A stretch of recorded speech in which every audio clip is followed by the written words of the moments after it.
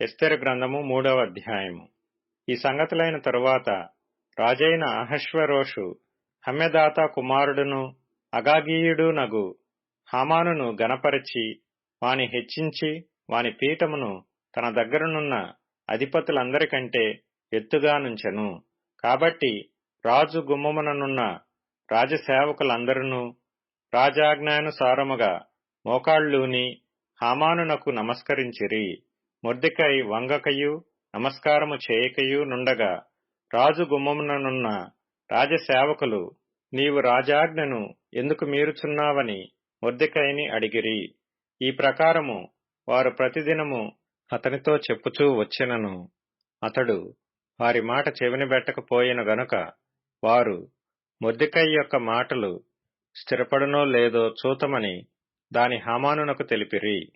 ఎలయనగా అతడు, నేను యూదుడను గనుక ఆ పని చేయజాలనని వారితో చెప్పియుండెను.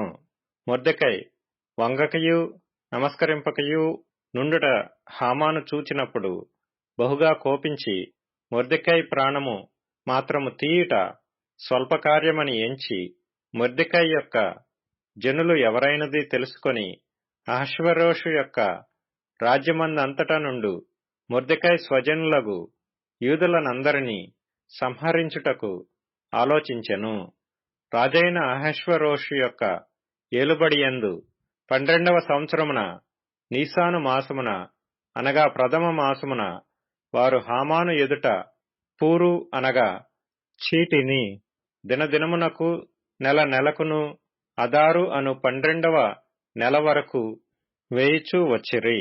అంతటా హామాను అహష్వేరోషుతో చెప్పినదేమనగా, మీ రాజ్య సంస్థానములన్నిటి యందుండు జనులలో ఒక జాతి వారు చెదరియున్నారు.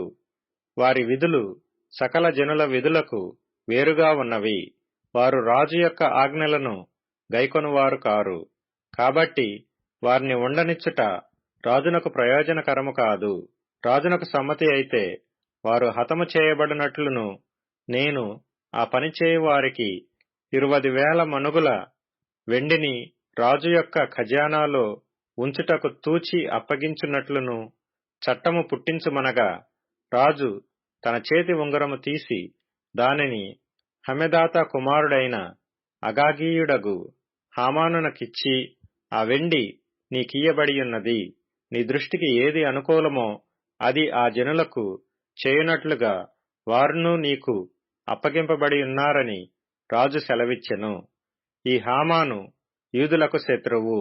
మొదటి నెల 13వ దినమందు రాజు యొక్క వ్రాతగాండ్రు పిలువబడిరి.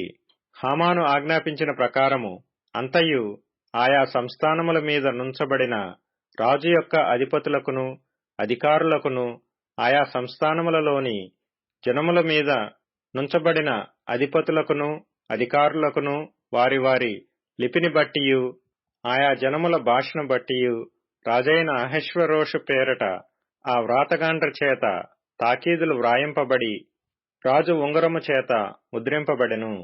అదారు అను 12వ నెల 3వ దినమందు యవ్వనులనేమి, వృద్ధులనేమి, శిశువులనేమి, స్త్రీలనేమి, యూదులనందరినీ ఒక్క దినమందే బొత్తిగా నిర్మూలము చేసి వారి సొమ్ము కొల్లపుచ్చుకొమ్మని తాకీదులు అంచెవారి చేత రాజ్య సంస్థానములన్నిటికిని పంపబడెను. మరియు ఒకానొక దినమునకు వారు సిద్ధపడవలెనను ఆ ఆజ్ఞకు ఒక ప్రతి ప్రబలింపబడినదై ప్రతి సంస్థానములోనున్న సమస్త జనులకు ఇయ్యబడుటకు పంపబడెను. అంచెవారు రాజాజ్ఞ చేత త్వరపెట్టబడి బయలు వెళ్ళిరి. ఆ యాజ్ఞ షూషను కోటలో ఇయ్యబడెను.